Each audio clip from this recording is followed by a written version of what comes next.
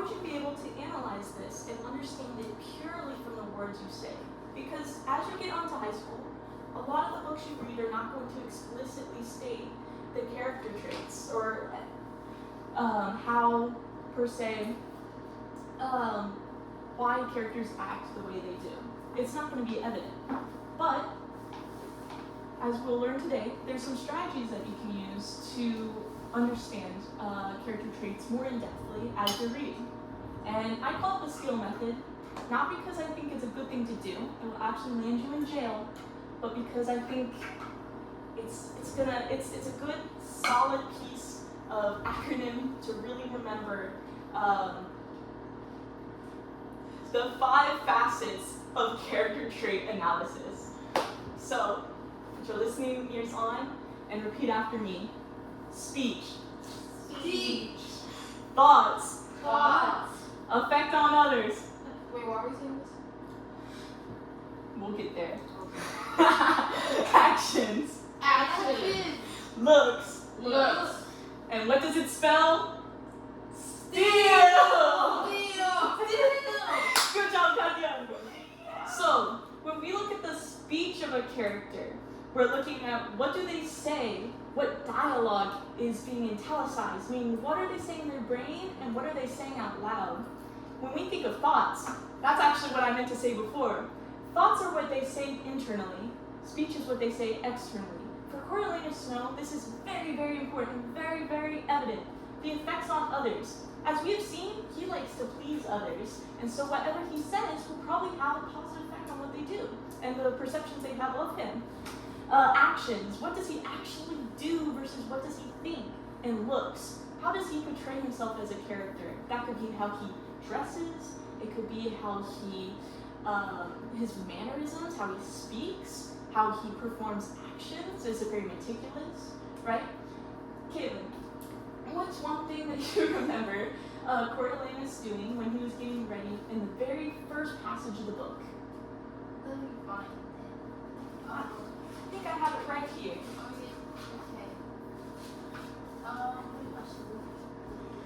It's okay, we'll view the movie in class after we read the book.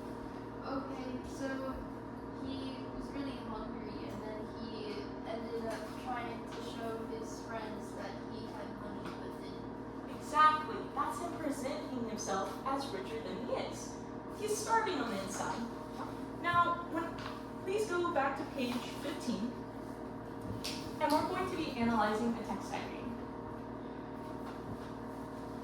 You guys ready?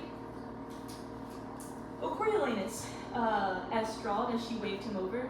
Here's my star pupil. He gave her the expected kiss on the cheek and registered that she was several glasses of Posca ahead of him. Really, she needed to get her drinking under control, although the same thing could be said for half the adults he knew. Self-medication was a citywide epidemic. Still, she was amusing not overly uptight, one of the few professors who allowed students to call them by their first names. She drew back a bit and surveyed him. Beautiful shirt. Where did you get such a thing? Now pay attention. He looked at the shirt as if surprised by its existence and gave the shrug of a young man of limitless options. The Snows have deep closets, he said airily. I was trying for respectful yet celebratory. Now, if we remember from the very beginning of the story, Coriolanus Snow did not have a brand new shirt. In fact, it was a hand-me-down that his cousin found from scraps of clothing. And the buttons was actually made from wall tile, bathroom tile. And so this really was not a good shirt. He was lying. So, in his speech, what was it that he was saying? What was he telling the other characters in the story? Caitlin? Yes. He said that he was confident and Perfect. You hit the nail on the head. Exactly. So language. It's okay. So, he said in a few moments, the Snows have deep closets. I was trying for respectful yet celebratory.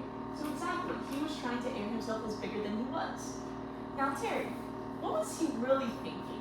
Now, let's go back to the sentence where he said, acting surprised by its existence. Yet we know what he was really thinking from the beginning of the story. What do you think he was thinking?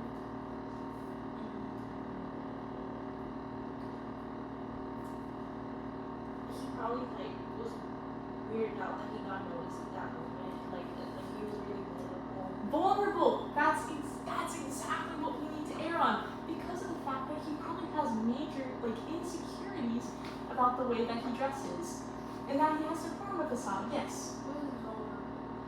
Vulnerable is being Weak. Weak.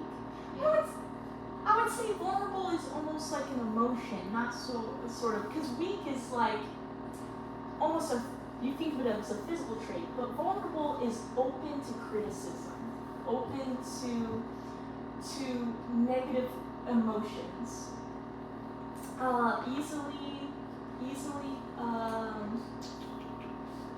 easily changed by the world around you. Effects on others. Katya, how do the other characters, like the professor, how does she react? Did she like his shirt? Did she think it was a good quality shirt? No, it's horrible. She doesn't know that though. Yes, Carrie. I could help her out. She said that she liked the sweater, but Exactly. yeah. But did she know that it was a hand-me-down? I feel like she could have, but she was like kind of trying to save his feelings. Potentially, but we don't know what she was thinking. We're analyzing poor Elena's character through himself. Actions. What does the character do? Was he telling the truth? Oh. No. And what was he looking like? He was probably putting himself pretty well together, wasn't he? So, what can you conclude about his character? He's fake. He's fake, A liar, manipulator. a male manipulator, A psychopath. Yeah. so psychopath. We can say he's a liar. I don't know, psychopath. Well, we've seen the rest of the book, but in this passage particularly, he lies. And so I think the rest of the time when you're reading the book, if you didn't understand and if you didn't have the passage of the author put saying, I lie because I want people to like me, then you would have had to draw that conclusion yourself. And so remember, like when you're reading a story, what do you think of? Steal! Speech, thoughts, effects on others, actions, and looks.